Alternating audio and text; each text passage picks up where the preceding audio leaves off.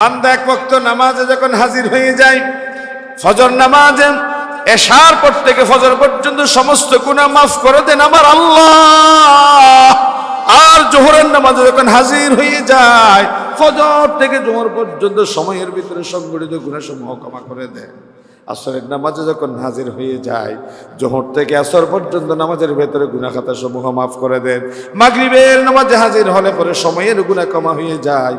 এশারের নামাজে যখন বান্দা হাজির হয়ে যায়, এশারের সালাত জামাতে আদায় করলাম, ফজরের সালাত জামাতে আদায় করলো, এশারের সালাতের ভেতরে অর্ধরাতের ইবাদত, ফজরের সালাত জামাতে আদায়ের মাধ্যমে বাকি অর্ধরাত ইবাদতের ভেতরে অন্তর্ভুক্ত করে দিয়ে সারাটা রাত জেগে জেগে তাহাজ্জুদ পড়লে ইবাদত করলে বান্দার আমল নামায় যেই পরিমাণ সওয়াব লেখা হয়, 2 ওয়াক্ত নামাজ জামাতে আদায়ের মাধ্যমে অনুরূপ সমান সওয়াব আমার আল্লাহ বান্দার আমল নামায় দিয়ে দেয়।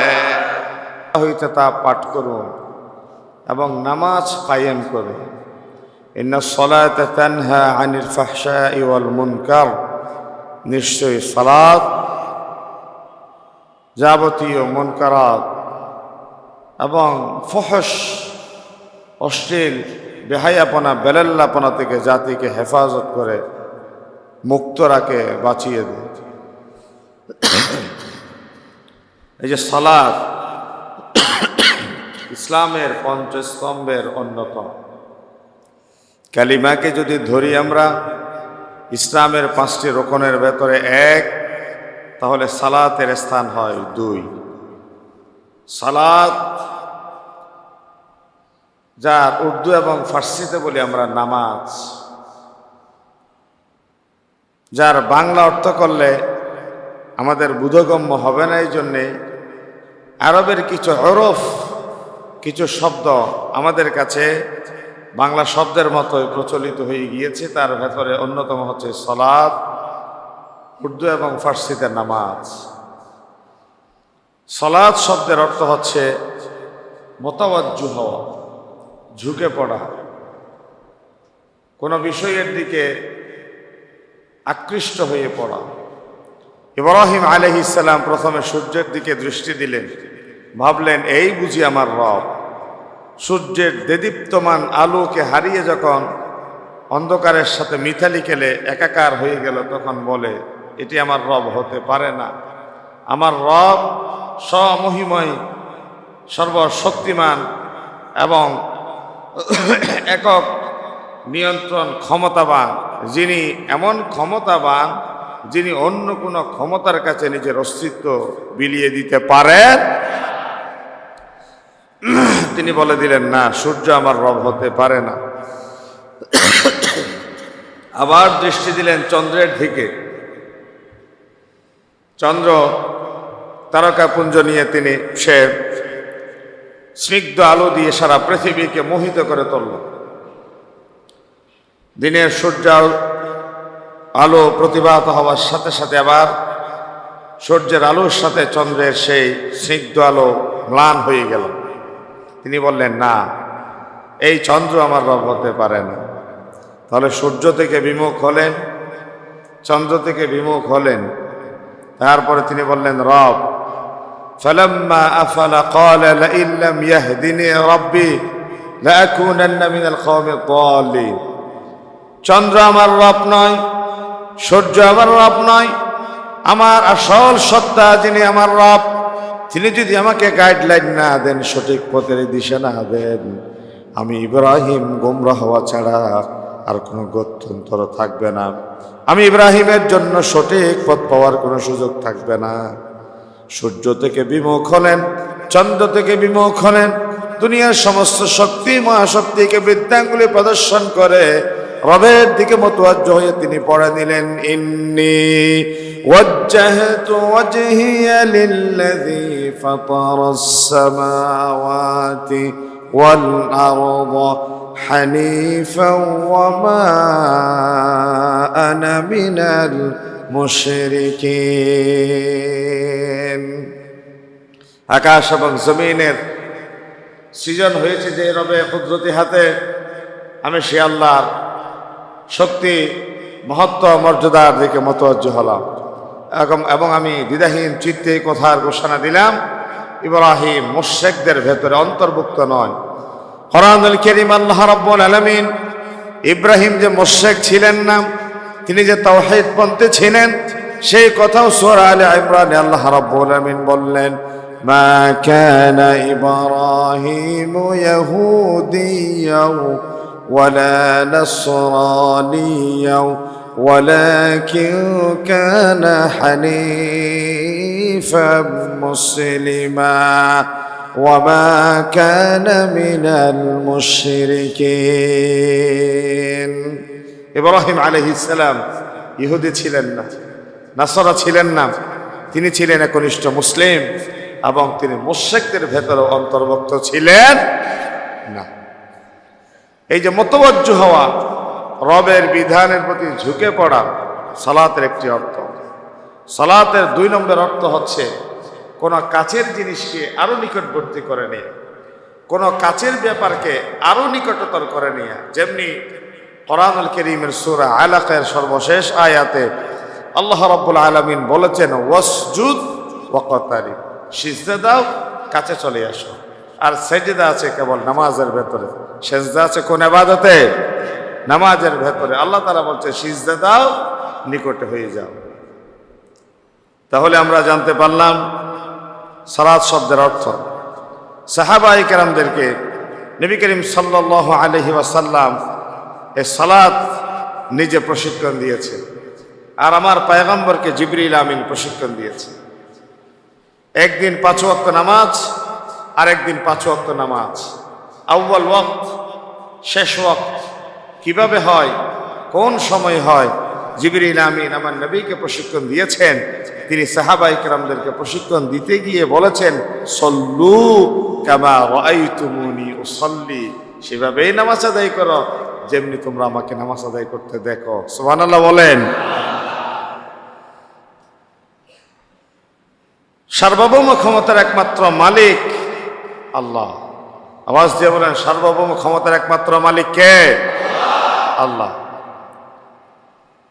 মানুষ যখন সার্বভৌম ক্ষমতার মালিক আল্লাহকে জেনে এবং বিশ্বাস করে, রবের বিধানের কাছে আত্মসমর্পণ করার অভিপ্রায় ব্যক্ত করে, তখন পৃথিবীর সমস্ত শক্তি, মহাশক্তি, পরাশক্তি থেকে বিমুখ হয়ে আল্লাহ তাআলার শক্তি সামর্থ্যের কাছে, আল্লাহর কুদরতের কাছে নিজেকে পেশ করে এবং নামাজ, রোজা, হজ, যাকাত, জিকির, আজকার, তাসবিহ, তাহলিল, দান, সাদাকা, কোরআন তেলাওয়াত, যাবতীয় ইবাদতের ভেতরে আল্লাহর সামনে বান্দা নিজেকে পেশ করার যত উপায় উপকরণ আছে, তার ভেতরে সর্বশ্রেষ্ঠ উপায় উপকরণের নাম হচ্ছে নামাজের ভেতরে সাজদা। সুবহানাল্লাহ বলেন।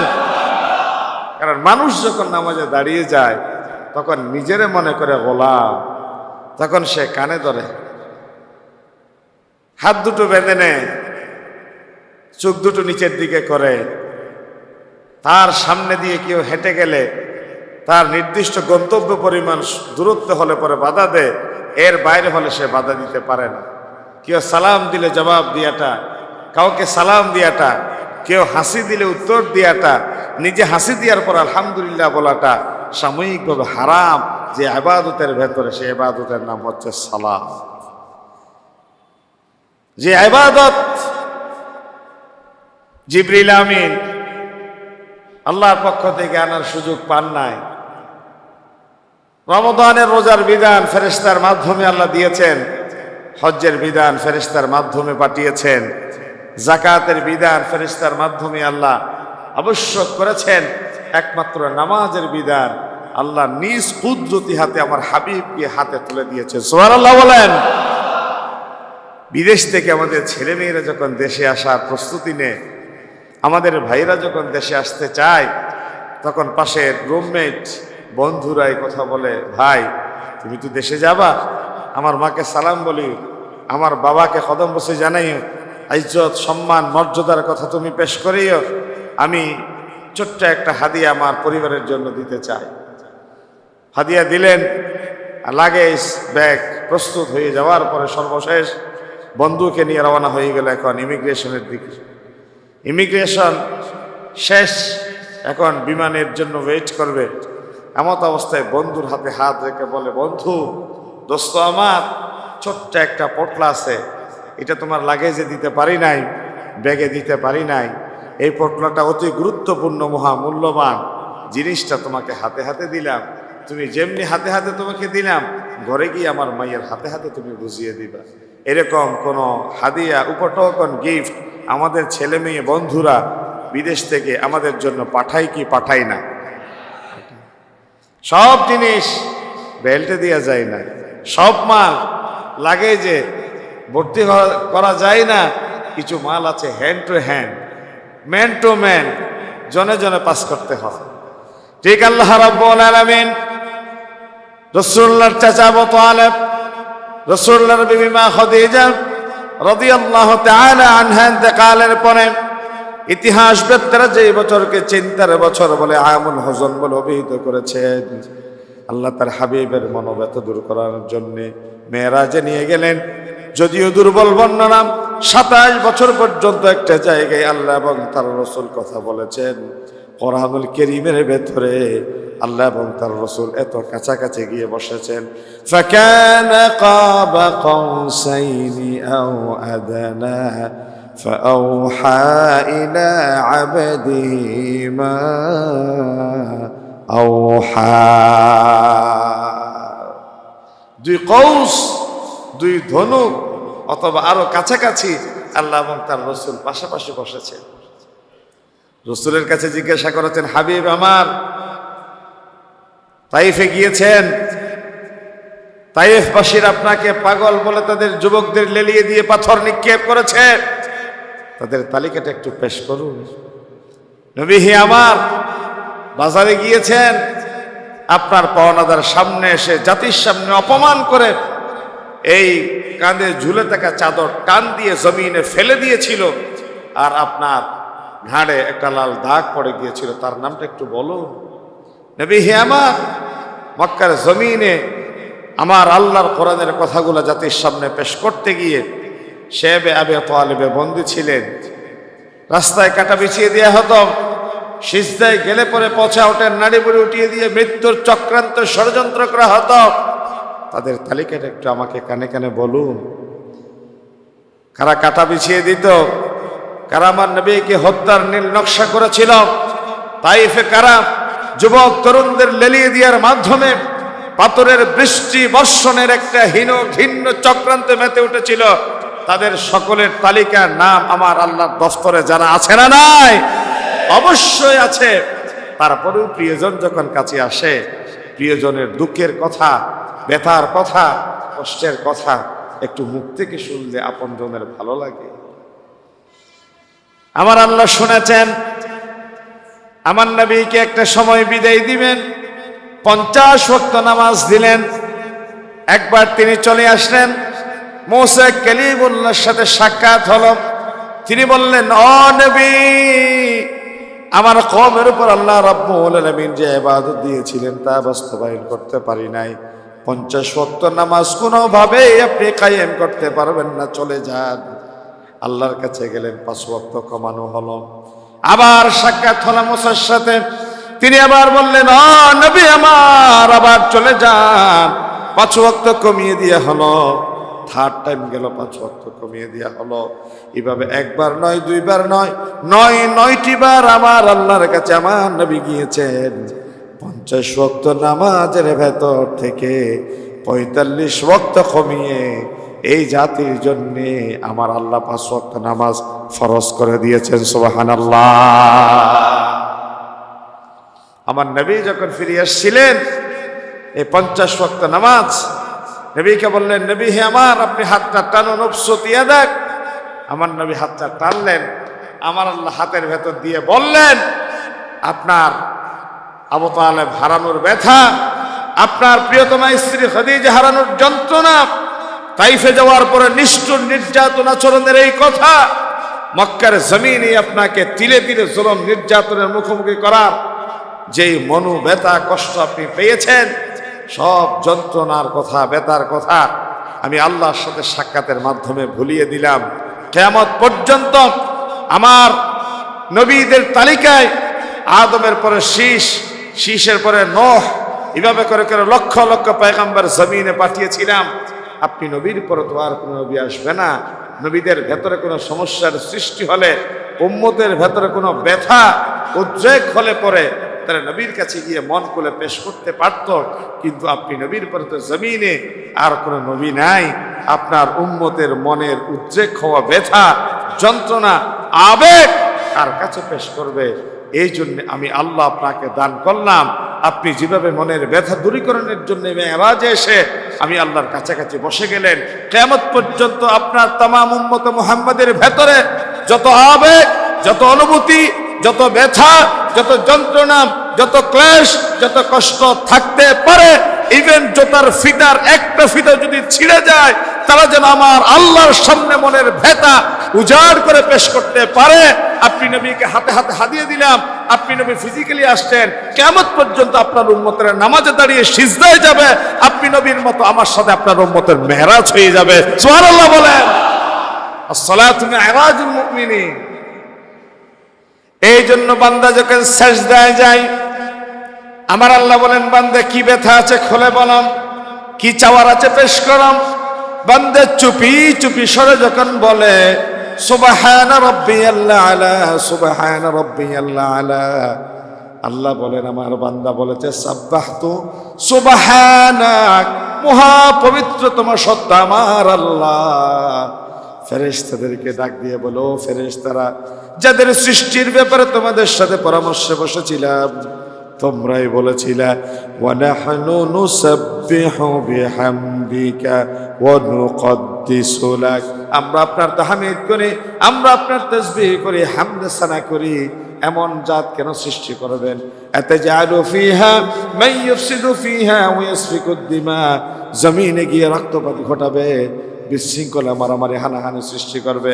আমার আল্লাহ উম্মতের এই সিজদার দৃশ্য দেখিয়ে ফেরেশতাদেরকে বলে, তোমরা যাদেরকে জমিনে সৃষ্টি করার ব্যাপারে বেটু দিয়েছিলা, তারা আমি আল্লাহরে দেখে নাই, জান্নাত দেখে নাই, জাহান্নাম দেখে নাই, তারপরেও জান্নাতের আশায় জাহান্নামের ভয়ে সিজদায় লুটে পড়েছে, কপালটা জমিনে ঠেকিয়েছে।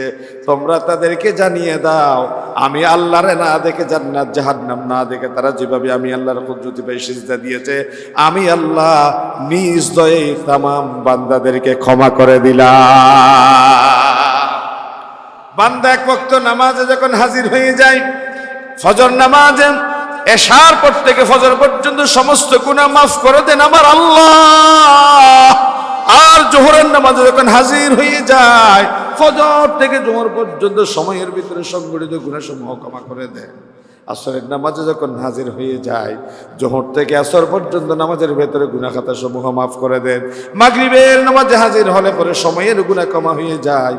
এশারের নামাজে যখন বান্দা হাজির হয়ে যায়, এশারের সালাত জামাতে আদায় করলাম, ফজরের সালাত জামাতে আদায় করলো, এশারের সালাতের ভেতরে অর্ধরাতের ইবাদত, ফজরের সালাত জামাতে আদায়ের মাধ্যমে বাকি অর্ধরাত ইবাদতের ভেতরে অন্তর্ভুক্ত করে দিয়ে সারাটা রাত জেগে জেগে তাহাজ্জুদ পড়লে, ইবাদত করলে বান্দার আমল নামায় যেই পরিমাণ সওয়াব লেখা হয়, 2 ওয়াক্ত নামাজ জামাতে আদায়ের মাধ্যমে অনুরূপ সমান সওয়াব আমার আল্লাহ বান্দার আমল নামায় দিয়ে দেয়।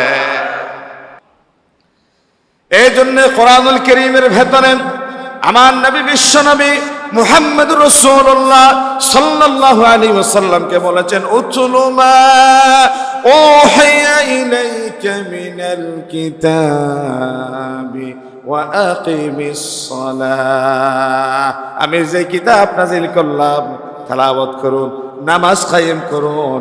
ইন্নাস সালাতা তানহা আনিল ফাহশাই ওয়াল মুনকার, কারণ নামাজের মাধ্যমে বান্দার ফহশ, বান্দার মুনকারাত, অপবিত্র আমলগুলো আল্লাহ নিজ দয়ায় মাফ করে দেয়।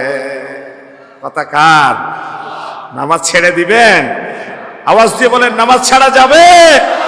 ফরজ রোজা ছাড়া যাবে? আল্লাহ তুমি তোমার বান্দাদের এই প্রতিশ্রুতি কবুল করে নাও, সকলে বলে আমিন। ফরজ রোজা, ফরজ নামাজ, ফরজ পর্দা, ফরজ ভাইয়ের হক, বোনের হক আদায় করা, এসবের ব্যাপারে মুমিন মুসলমান যে আল্লাহর প্রতি তাওয়াক্কুল করে সে কোনোদিন কারোর সাথে আপোষ করতে জানে। এই ব্যাপারে মানুষ স্বভাবগতভাবে সে কারো না কারো দিকে মস্তক ঝুঁকায়। অফিসের বস সে তার জিএম এজিএম সিনিয়র জুনিয়র অফিসারদেরকে কন্ট্রোল করে। সিনিয়র জুনিয়র অফিসাররা তার ঊর্ধ্বতন অফিসারের কাছে বশ্যতা স্বীকার করে।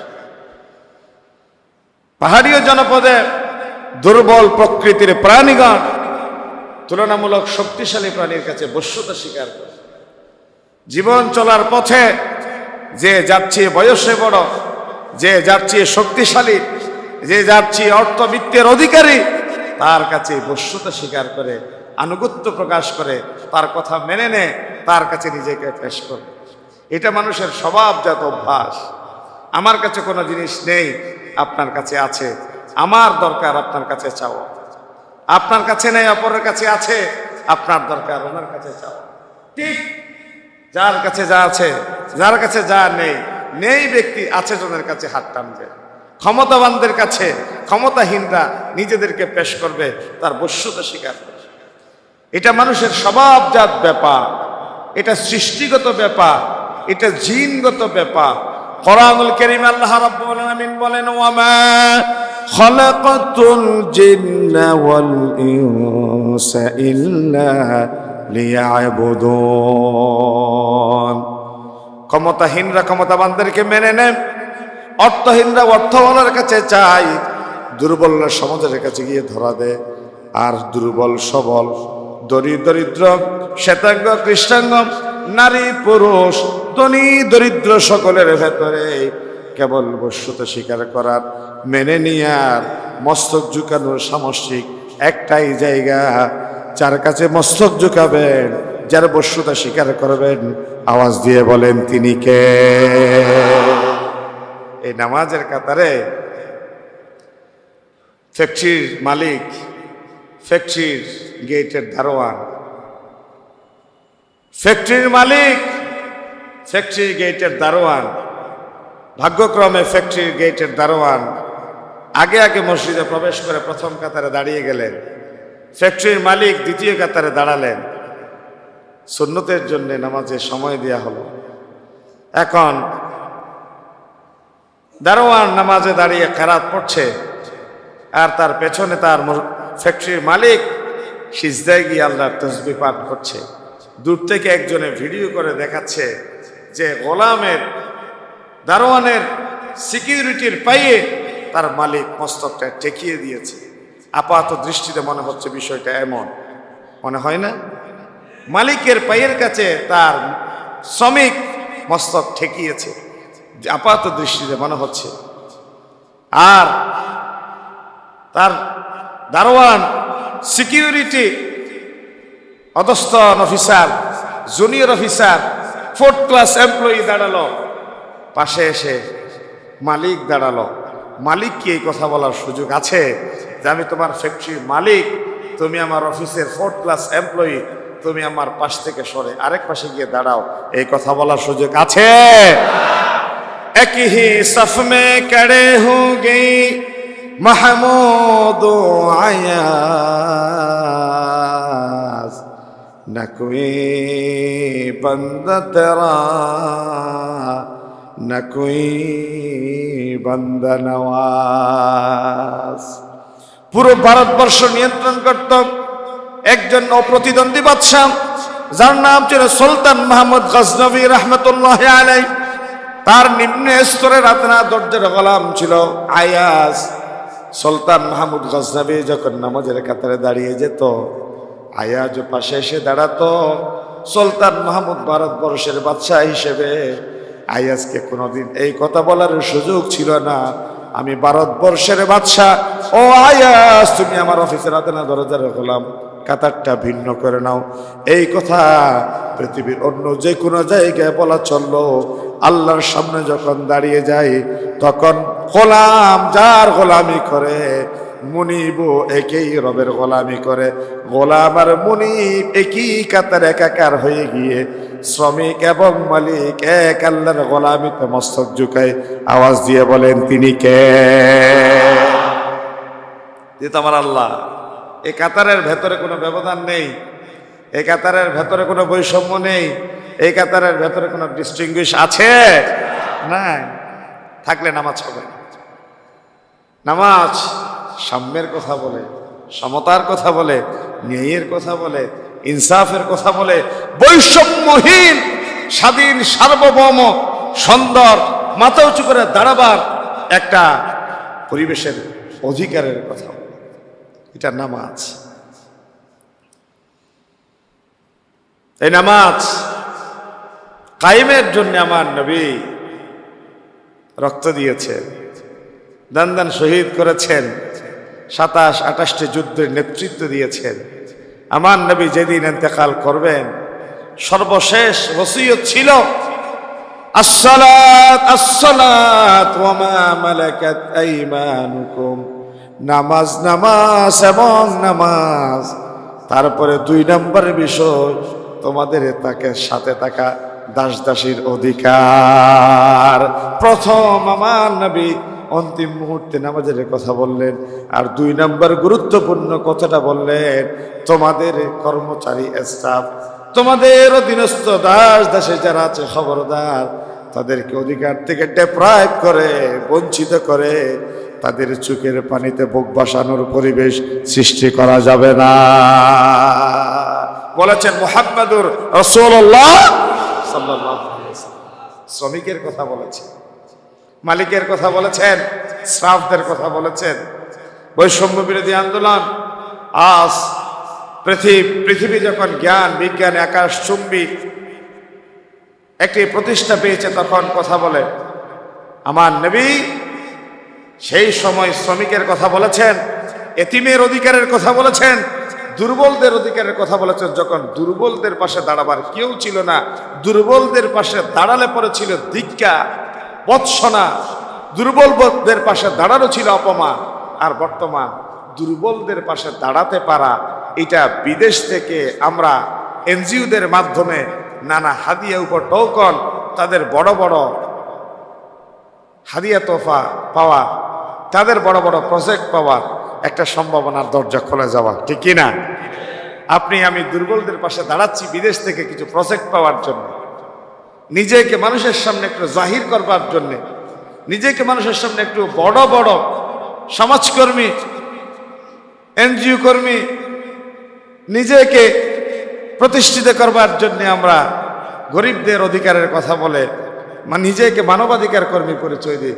কিন্তু আমার নবী এমন সময় মানবাধিকারের কথা বলেছেন, সাম্যের কথা বলেছেন, ন্যায় ইনসাফের কথা বলেছেন, সমতার কথা বলেছেন, স্বাধীনতার কথা বলেছেন, স্বাধিকারের কথা বলেছেন। যে সময় গরিবের পক্ষে, বস্তু হারাদের পক্ষে, অধিকার হারাদের পক্ষে দাঁড়িয়ে কথা বলার মতো কেউ ছিল না, সেই সময় জগতের শ্রেষ্ঠ সোনার মানুষ মুহাম্মদ রাসূলুল্লাহ সাল্লাল্লাহু আলাইহি ওয়াসাল্লাম কথা বলেছেন। বেলাল এবং তার মনিব, বেলালকে প্রচন্ড শীতের ভেতরে মরু প্রান্তরে বালুময় পরিবেশে পাথর বেষ্টিত রাস্তার উপর হাঁটা যতটা সহজ ব্যাপার নয়। বেলালকে তার মনিব পাথর বেষ্টিত রাস্তার উপর স্যান্ডেল ছাড়া হাঁটাতো।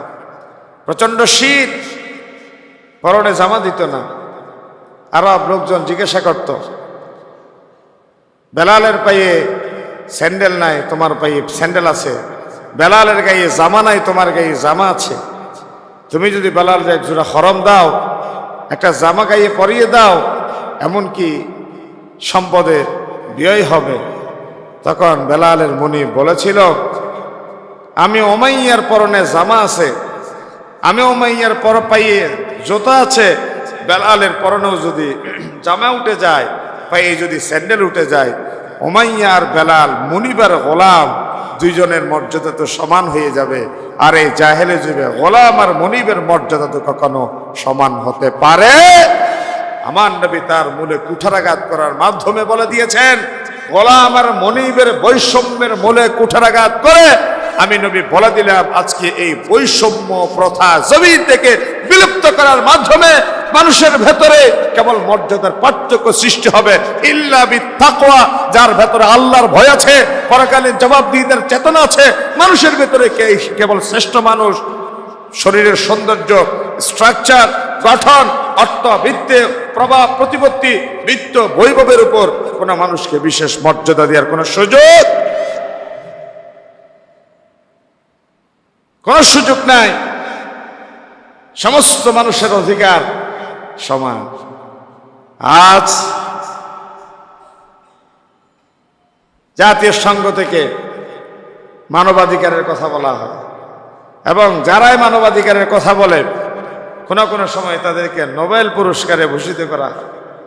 শান্তির কথা বলেছে, ন্যায়ের কথা বলেছে, ইনসাফের কথা বলেছে। যাদেরকে আজকে শান্তিতে নোবেল দেওয়া হয়, যাদেরকে শান্তিতে বিশ্ব সমাদৃত পুরস্কারে ভূষিত করা হয়, তাদের জীবনের ইতিহাস ঘেটে দেখেন, হয়তো জীবনের ছোটখাটো কোনো পরিবেশে তারা শান্তিতে কিছুটা ভূমিকা রাখার চেষ্টা করেছে, কিন্তু আজ থেকে 1000 বছর আগে আমার নবী এত স্বল্প সময়ে এমন একটি সফল বিপ্লব কায়েম করে গিয়েছেন যে স্বল্প সময়ে এত সফল বিপ্লবের ইতিহাস পৃথিবীর কোনো মানুষের জীবনের সাথে কেউ যুক্ত করতে পারে নাই। সুবহানাল্লাহ বলেন না। 23 বছর নবুয়তি জীবনের মক্কায় কথা বলতে পারে নাই, আওয়াজ করতে পারে নাই মজলুম। মদিনায় গিয়েছিলেন 10 বছর, 10 বছরে 87 অথবা 88টি যুদ্ধ হয়েছে। 27-28টি যুদ্ধে সরাসরি নেতৃত্ব দিয়েছেন, যে যুদ্ধরে বলা হয় গজওয়া। আর যেই যুদ্ধে আমার নবী সরাসরি ইমাম ছিলেন না, নেতা ছিলেন না, অন্য কোনো কাউকে নেতৃত্বে যুদ্ধ পরিচালনা করা হয়েছে, ওই যুদ্ধকে বলা হয় সারিয়া। কি বলা হয়? গজওয়া এবং সারিয়া। দুই যুদ্ধের সংখ্যা হচ্ছে টোটাল 87 এবং 88টি। এক যুদ্ধ থেকে ফিরে শিরস্ত্রাণ খোলে নাই, বর্ম খোলে নাই, অস্ত্র জমিনে রাখে নাই। আরেকটা যুদ্ধের বিউগল বেজে উঠেছে, দামামা বেজে উঠেছে। এক যুদ্ধ থেকে ক্ষত না শুকাতে আরেক যুদ্ধের জন্য প্রস্তুতি নিতে হয়েছে।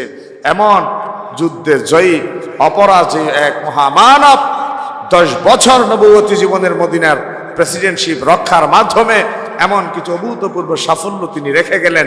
পৃথিবীতে শত শত বছর বেঁচে থাকার পরেও, সুযোগ থাকা সত্ত্বেও কোনো সফল মানুষকে এই ধরনের কোনো ভূমিকা পালন করতে উম্মার জন্য আমরা দেখতে পাই।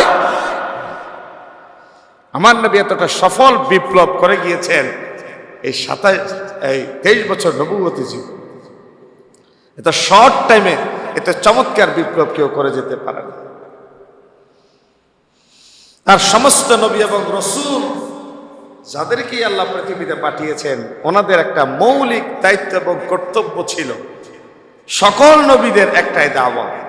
আজ বাংলাদেশের 56,000 বর্গ মাইলে কম বেশ 18-20 কোটি মানুষের যারাই ভাগ্য উন্নয়নের কথা বলে, ভাগ্য পরিবর্তনের কথা বলে, তারা তাদের রাজনৈতিক ম্যানিফেস্টোতে এক একজন এক এক সুসংবাদ, ভবিষ্যৎবাণী আমাদেরকে শোনায়, ওয়াদা দিয়ে যায়। এক সরকার যে আইন প্রবর্তন করে, পরবর্তী সরকার অ্যামেন্ডমেন্ট এনে সে আইন পরিবর্তন করে। আজ বাংলাদেশের স্বাধীনতার 52-53 বছরে 17 বার অ্যামেন্ডমেন্ট করতে হয়েছে আমার দেশের সংবিধানকে। বাংলাদেশের সংবিধান দুষ্পরিবর্তনীয়। বাংলাদেশের সংবিধান 2/3 মেজরিটি না পাওয়া গেলে সংশোধন করা যায় না। এই দুষ্পরিবর্তনীয় সংবিধান 2/3 মেজরিটি না পাওয়া গেলে যে সংবিধান সংশোধনে হাত দিয়ে যায় না, এমন 2/3 কঠিন মেজরিটি পেয়ে আজ পর্যন্ত 17 অ্যামেন্ডমেন্ট হয়ে গিয়েছে আমার সংবিধান। কিন্তু এক সরকারের আইন আরেক সরকারের মাথা ব্যথা, এক সরকারের প্রণীত জীবন বিধান আরেক সরকারের জন্য হিড়িক, এক সরকারের জন্য প্রণীত কোন সংসদীয় ব্যবস্থা আরেক সরকারের জন্য সেটা মরণ কামড়। এইভাবে করে এক সরকারের প্রণীত আইন আরেক সরকার পরিবর্তন, পরিমার্জন, সংস্কার, সংশোধন করে। কিন্তু সমস্ত নবী এবং রসুল যারাই পৃথিবীতে এসেছেন, এক নবীর আইন, এক নবীর দাওয়াত আর এক নবীর দাওয়াতের সাথে কোনো সংঘর্ষ ছিল না। প্রত্যেকেই সমান করে একটা কথাই মৌলিকত্বের সাথে বলেছেন, সেই কথা হচ্ছে ইয়া কওমি আবুদুল্লাহ মা লাকুম মিন ইলাহিন গায়রু। জমিন যার, জীবন যার, আইন চলবে তার। আল্লাহ ছাড়া কোন সৃষ্টির, কোন তন্ত্র মন্ত্রের কোন আইন এই জমিনে চলতে পারে। এটি ছিল সমস্ত নবী এবং রসুলদের একই স্লোগান, সমস্ত নবীদের কথা। এক নবীর দাওয়ার সাথে অন্য নবীর কোনো বিরোধ ছিল না, কনফ্লিক্ট ছিল না, কোনো সংঘর্ষ ছিল না। কিন্তু আমার এক কাউন্সিলর, পার্শ্ববর্তী কাউন্সিলর, পার্শ্ববর্তী রাষ্ট্রের আইন আমার দেশের আইন যোজন যোজন ব্যবধান, এবং আমার দেশে উদ্ভূত পরিস্থিতি সমাধানের জন্য অন্য কোন রাষ্ট্রের বিচারিক কোন রায়কে সামনে নিয়ে এসে দলিল উপস্থাপন করার মাধ্যমে এ কথা বলতে হয় মাননীয় আদালত এই ধরনের একটা রায় অমুক দেশে অমুক আদালত এত সালে বাস্তবায়ন করেছিল, ওই আদালতের ওই আইনকে সামনে নিয়ে আমি আপনার কাছে এই আইন বাস্তবায়নের জন্য সুপারিশ করছি। আইনের বৈপরীত্যের কারণে এই সমস্যাটা সৃষ্টি হয়। আর ইসলাম যদি কায়েম হয়ে যায়, ইসলাম যদি জমিনে প্রতিষ্ঠিত হয়ে যায়, সারা পৃথিবীতে একটি আইন, আর এই আইনের জন্য একটাই কনস্টিটিউশন, সেই দস্তুরের নাম হচ্ছে কোরআনুল কারীম। সুবহানাল্লাহ বলেন। আর বাংলাদেশের এই জমিনে কোরআনুল কারীমের চুরির আইন যেমন, সৌদি আরবে চুরির আইন তেমন, মিশরের জমিনের ডাকাতির আইন যেমন, পাকিস্তানে অনুরূপ দস্যুদের আইন তেমন। আমার উগান্ডায় দর্শনের বিচারের স্তর এবং পর্যায় যেমন, আমার ভারতও ইসলাম যদি কায়েম হয়ে যায়, একই ধারার, একই স্তরের, একই আইন দিয়ে একজন বেবিচারী দর্শকের বিচারের রায় কার্যকর করা হবে সারা পৃথিবীতে। এই যে পার্শ্বের যে কাঁটাতারের বেড়া, সীমানা প্রাচীর, সেটা তুলে দেওয়ার মাধ্যমে, অশরীরী তুলে দেওয়ার কে শরীরই তো এটা একটা প্রাচীর থাকবে, একটা দেশের সাথে একটা দেশের বর্ডার তো থাকবে। কিন্তু আইন যদি কায়েম হয়ে যায়, বাংলাদেশ, ভারত, পাকিস্তান, ভুটান, শ্রীলঙ্কা, মালদ্বীপ, নেপাল, এই যে সার্কভুক্ত এই সমস্ত দেশ বুঝার জন্য বলছি, সমস্ত দেশের বর্ডার যদিও ঠিক থাকবে, কিন্তু আইন কোন দেশে চুরির একরকম, আরেক দেশে চুরির অন্য আইন দিয়ে রাষ্ট্রের বিচার কার্য চলতে পারে না। আইন চলবে কোরআন দিয়ে। যদি কোরআনের রাজ কায়েম হয়ে যায়, সারা পৃথিবীতে এক এবং অভিন্ন। সারা পৃথিবীতে নবী এবং রসুলদের দাওয়াতের পর্যায়ে যেমন অভিন্ন, আইন এবং বিচার এক এবং অভিন্ন। কারণ কোরআন এক, নবী এক, এক আল্লাহর পক্ষ থেকে সে আইন পৃথিবীতে এসেছে। আজ মানুষের ভিন্নতা, পরিবেশের ভিন্নতা, ভূখণ্ডের ভিন্নতা, চিন্তার দৈন্যতা, যার ভেতর দিয়ে আজকে জাতি ন্যায়ের জন্য, সাম্যের জন্য, সমতার জন্য ত্রাহি ত্রাহি করছে, কিন্তু তাদের সাম্যের কথা বলে, ন্যায়ের কথা বলে, ইনসাফের কথা বলে, আল্লাহর রাজ কায়েমের কথা নিয়ে কেউ জমিনে আসার সুযোগ পাচ্ছে। প্রিয় ভাইয়েরা, সালাতের ধারাবাহিক আলোচনা চলবে। এই সালাতের ব্যাপারে আলোচনা সমস্ত নবী এবং রসুলরা করেছেন, এবং সালাতের ব্যাপারে এই কথাটা বলতেই হয়। সালাত হলো তাওহীদের বহিঃপ্রকাশ। আমাদের ভেতরে যে একত্ববাদের প্রতি বিশ্বাস আছে, আমরা কি একত্ববাদী না বহুত্ববাদী? বহুত্ববাদী কেমন হয়? বহুত্ববাদী হলে তো বর্ষাক আপনি। একত্ববাদী মানে এক আল্লাহর প্রতি ঈমান, বহুত্ববাদী মানে 33 কোটি দেবতার প্রতি যে ঈমান রাখে। এই যে একটা দেবদেবীর 20-30টা হাত থাকে, এটা হচ্ছে বহুত্ববাদ। আমরা কি একত্ববাদে বিশ্বাসী না বহুত্ববাদে বিশ্বাসী? এটাকে ইংরেজরা বলে ওয়াননেস অফ গড, একত্ববাদে বিশ্বাসী। এই একত্ববাদে বিশ্বাস, এটাকে আরবিতে বলা হয় তাওহীদ। কি বলা হয়? আর তাওহীদকে যেই নবীর মেসেজের মাধ্যমে জানতে পারলাম সেই নবীর মেসেজের সামষ্টিক ব্যবস্থাপনাকে বলা হয় রিসালাত। অর্থাৎ আমার নবী রসুল হিসেবে যে দায়িত্ব পালন করে গিয়েছেন সেই দায়িত্বকে বলা হয় কি? রিসালাত। তাহলে রসুলের আঞ্জাম দেওয়ার সমস্ত কার্যপ্রণালী হচ্ছে রিসালাত। আর আমার আল্লাহর পক্ষ থেকে প্রণীত জীবন বিধান আল্লাহর সাথে সংশ্লিষ্ট, একত্ববাদের সাথে সংশ্লিষ্ট বিষয়কে বলা হয় তাওহীদ। তাহলে সালাত হলো তাওহীদবাদী ব্যক্তিদের তাওহীদের বহিঃপ্রকাশ। সালাত ছাড়া নামাজ ছাড়া তাওহীদের দাবি অবান্তর। অর্থাৎ একজন মানুষের জীবনে নামাজ নাই, তিনি বলেন আমি একত্ববাদে বিশ্বাসী, তাহলে এই দাবিটা অবান্তর, এটা মিথ্যা, এটা বাতুলতা, এটা সত্যতা নাই। ঈমান গ্রহণের পর একজন মুমিনের সবচেয়ে গুরুত্বপূর্ণ ব্যাপার হচ্ছে সালাত। আওয়াজ দিয়ে বলবেন, ঈমান গ্রহণের পরে একজন মুমিনের জীবনে সবচেয়ে গুরুত্বপূর্ণ ব্যাপার কি? সালাত। তাহলে একজন মুমিনের সালাত হলো তাওহীদের বহিঃপ্রকাশের মূল বেস। আর ঈমানের দাবিদার ব্যক্তিদের জন্য প্রথম এবং প্রধানতম দায়িত্ব কর্তব্য হচ্ছে সালাত কায়েম করা। সালাতের কথা আল্লাহ তাআলা কোরআনুল কারীমে কম বেশ 82 এবং 84 বার বলেছেন। যাকাতের সাথে কথা বলেছেন, এককভাবে কথা বলেছেন, ওয়া আকিমুস সালাতা ওয়া আতুজ যাকাতা ওয়ারকাউ মা'আর রাকিঈন। নামাজ কায়েম করো, যাকাত আদায় করো, রুকুকারীদের সাথে রুকু করো। فإن تابوا وأقاموا الصلاة وآتوا الزكاة فإخوانكم في الدين। ধনীদের ধন থেকে যাকাত নিন, আপনি তওবা করুন এবং যাকাত আদায় করুন। ভ্রাতৃত্ববোধ প্রতিষ্ঠা একটা অনন্য মাধ্যম হচ্ছে সালাত। কোরআনুল কারীমে চমৎকার বললেন, ফাসাল্লি লিরাব্বিকা ওয়ানহার। নামাজ কায়েম করুন এবং কোরবানি দিন। আছে না নাই? এই যে সালাত কায়েমের কথা বলা হলো, যাকাতের সাথে অথবা এককভাবে আল্লাহ রাব্বুল আলামিন 82 অথবা 84 বার নামাজের কথা বলেছেন। কয়বার? 84 বার নামাজের কথা বলেছেন। পৃথিবীর সমস্ত ইবাদত ফেরেশতার মাধ্যমে পাঠালেও আর এই সালাতকে পাঠিয়েছেন আল্লাহ নিজ কুদরতি হাতে। সালাত কারো মাধ্যম দিয়ে দেন না। অর্থাৎ আল্লাহ তাআলার নৈকট্যপ্রাপ্ত বান্দাদের সবচেয়ে গুরুত্বপূর্ণ গুরুদায়িত্ব পালনের অন্যতম ইবাদত হচ্ছে সালাত।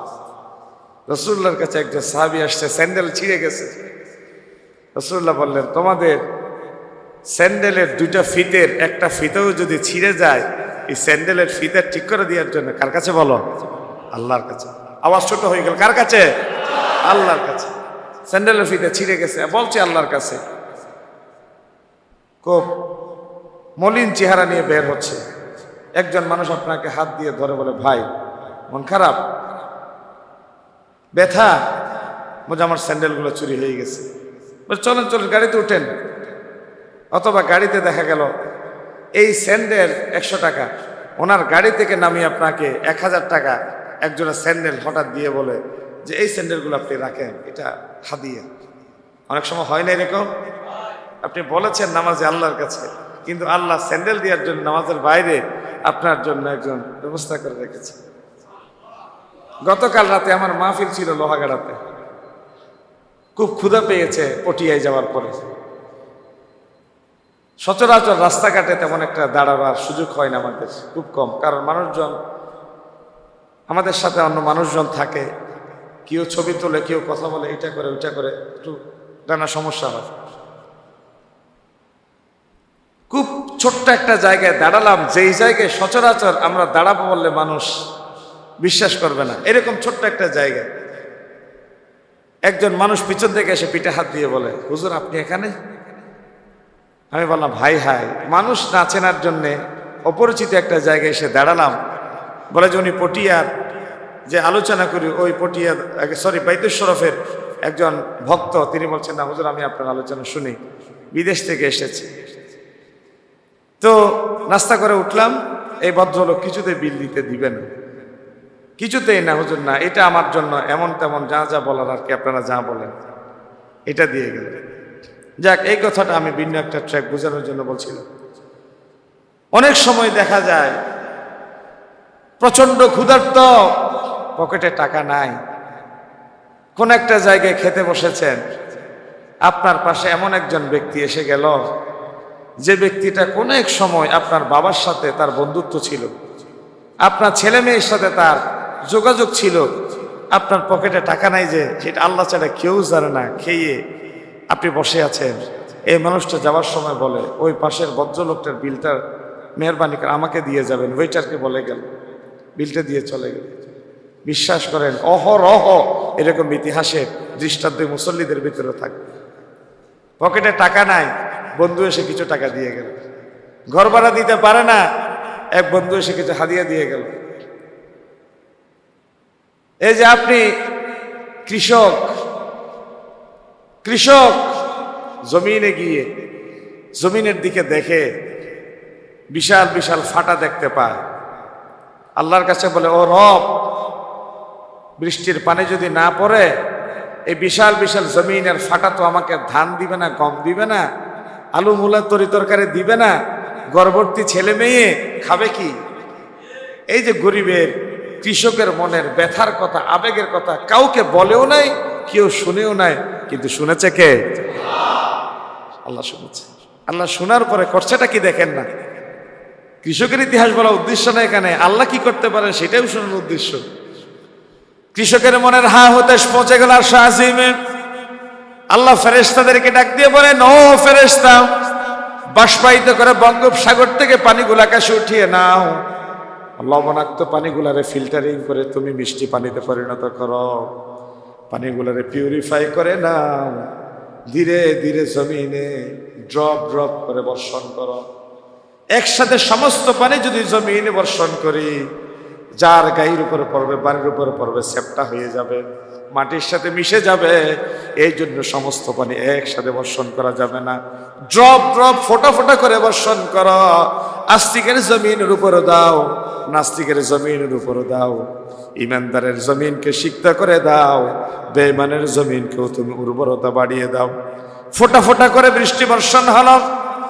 নববধূ করে তোলার পরে একটা বছর যেতে না যেতেই যেমনি দাদা দাদিরা নাতি নাতির জন্য অপেক্ষা করে, বাবা সন্তানের জন্য অপেক্ষার প্রহর গুনতে থাকে, আকাশ থেকে বর্ষিত বৃষ্টির পানি দিয়ে জমিনটা সিক্ত হয়ে গেল।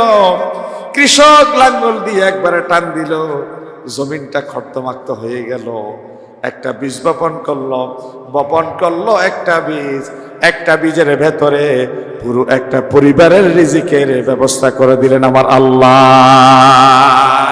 কোরআনুল কারীমে সেই কথাটা আল্লাহ বাদ রাখে নাই, চমৎকার করে বললেন ওয়াল্লাহুল্লাযী আরসালার রিয়াহা ফাতুসিরু সাহাবান فسقناه إلى بلد ميت فأحيينا به الأرض بعد موتها كذلك النشور। জমিনটা মরে গিয়েছিল, ফেটে চৌচির হয়ে গিয়েছিলাম, কৃষক জমিনে গিয়ে হা হুতাশ করলাম। কৃষকের মনের ব্যথা কষ্টের কথা কেউ শুনে নাই, শোনার মতো তো কেউ নাই। আর শাজিমের মালিক শুনে নিল, তিনি ড্রপ ড্রপ করে বৃষ্টি বর্ষণ করলেন, এই ফেটে চৌচির হয়ে জমিনকে কর্দমাক্ত করে দিলেন। কৃষকের মুখে হাসি ফুটে গেল। কাযারইন আখরাজা শাতাআহু ফাআযারাহু ফাস্তাগলাযা ফাস্তাওয়া আলা সুকিহি ইউজিবু যুররা'a লিয়াগীযা বিহিমুল কুফফার। কৃষক হেসে আনন্দিত হয়ে সে ধান গম জমিনে রোপণ করলো, আর একটা দানের গোছা, একটা গমের বীজের ভেতরে পুরো গ্রাম, পুরো এলাকা পুরো সোসাইটির জন্য রিজিকের ফরাগত করে দিলেন কে? কাযালিকা নুশুর।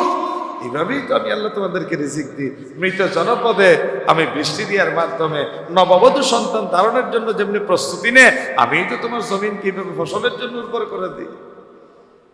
এত নিয়ামত,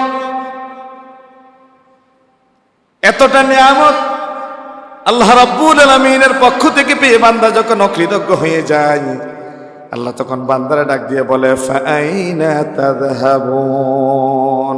বান্দা তোমাকে হায়াত দিয়ে বাঁচালাম, মৃত্যুর মাধ্যমে আমি আল্লাহর সাথে মোলাকাতের সুযোগ দিলাম।